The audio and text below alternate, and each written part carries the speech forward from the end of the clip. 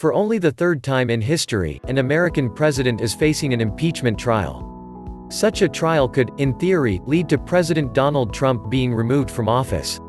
That outcome would be a huge shock, we'll explain why later, but the very fact a president is facing trial is significant. Here are 7 questions and answers that will help you understand the trial. 1. What is impeachment? Put simply, it's a process that allows senior figures in government to hold other officials, like judges, the president and cabinet members, to account if they're suspected of committing offenses while in office. Those offenses can include treason, bribery, or other high crimes and misdemeanors.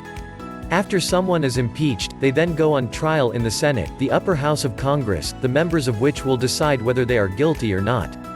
It's a political trial, not a criminal one. 2. What is Mr. Trump accused of? He's facing 2 articles of impeachment, or charges. Firstly, he's accused of seeking help from Ukraine's government to help himself get re-elected this November. He's alleged to have held back millions of dollars of military aid to Ukraine and dangled a proposed White House meeting with Ukraine's president, both as bargaining chips. In exchange, witnesses say he wanted Ukraine to publicly announce an investigation into Joe Biden, the man who's leading the Democratic race to challenge him in the election.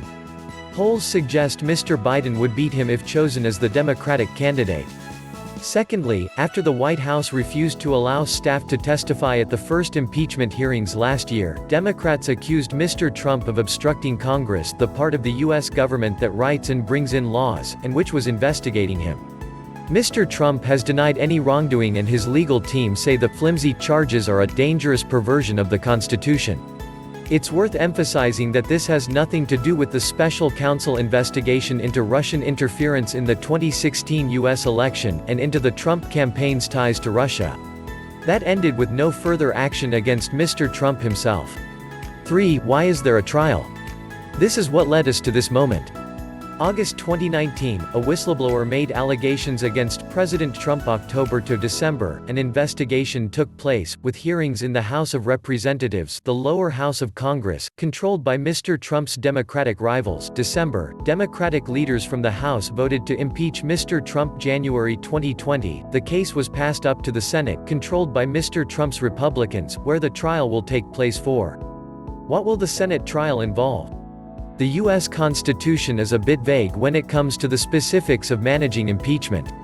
But there are general rules based largely on the impeachment trial of President Andrew Johnson in 1868. In that case, the president just about kept his job. The only other president to face an impeachment trial was Bill Clinton in 1999. He too survived. 2 people are deciding how the trial will be conducted: Mitch McConnell, the Republican leader of the Senate, and his Democratic counterpart, Chuck Schumer. Mr. McConnell is seeking a quick trial and acquittal. He's proposed giving each side 24 hours over 2 days for opening statements, which will mean some long days in the Senate chamber. And he also wants a vote on whether any evidence against Mr. Trump should be admitted at all. Mr. Schumer said Mr. McConnell was trying to prevent evidence from being heard, and said the American people will see it for exactly what it is. Other rules include, there is to be no live tweeting from the chamber, and no outside reading material should be brought in. Senators are also not allowed to speak to those sitting near them while the case is being heard. Senators will hear from both sides, prosecutors from the House of Representatives and lawyers from the White House, as well as from any witnesses. After that, senators will be given a full day to deliberate before they vote on whether to convict Mr. Trump. A 2/3 majority of 67 votes in the 100-seat Senate is required to convict and oust Mr. Trump. But because there are only 47 Democrats and 53 Republicans in the Senate, the president is widely expected to be cleared. In the unlikely event of Mr. Trump being found guilty, he would be removed from office and Vice President Mike Pence would be sworn in as president. A simple majority of senators, 51, could also vote to end the trial should they wish. 5. Who are the main players? Each senator, including Mr. McConnell, has delivered an oath promising to deliver impartial justice during the trial.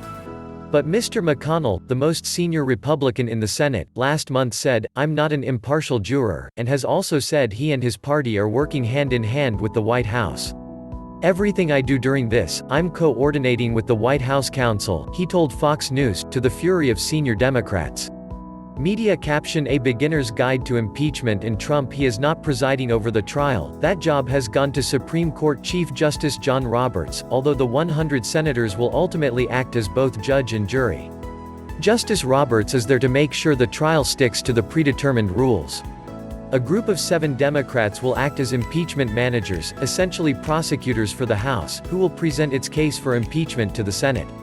They include Intelligence Committee Chairman Adam Schiff and Judiciary Committee Chairman Jerry Nadler, both frequent targets of Mr. Trump's anger. President Trump's defense team will include special prosecutors from President Bill Clinton's impeachment, Ken Starr and Robert Ray.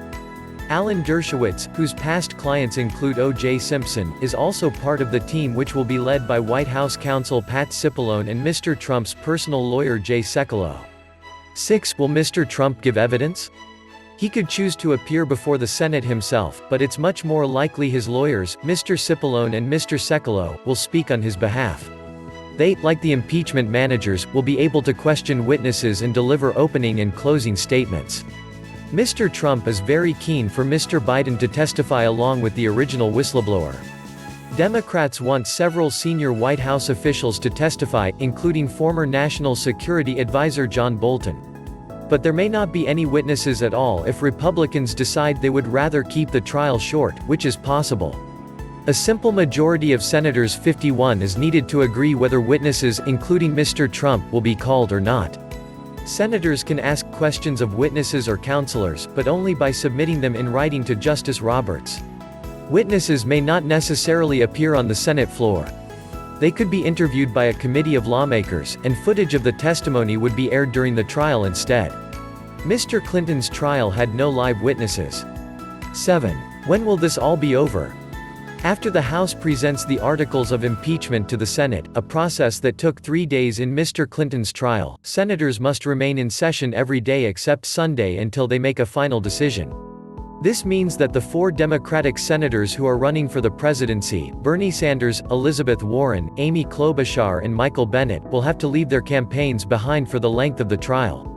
The trial is likely to last for weeks, but how many is anybody's guess. Mr. Clinton's took almost a month. Democrats will hope it is all done by February and the start of the 2020 primary elections, which will decide their nominee to run against, probably, Mr. Trump.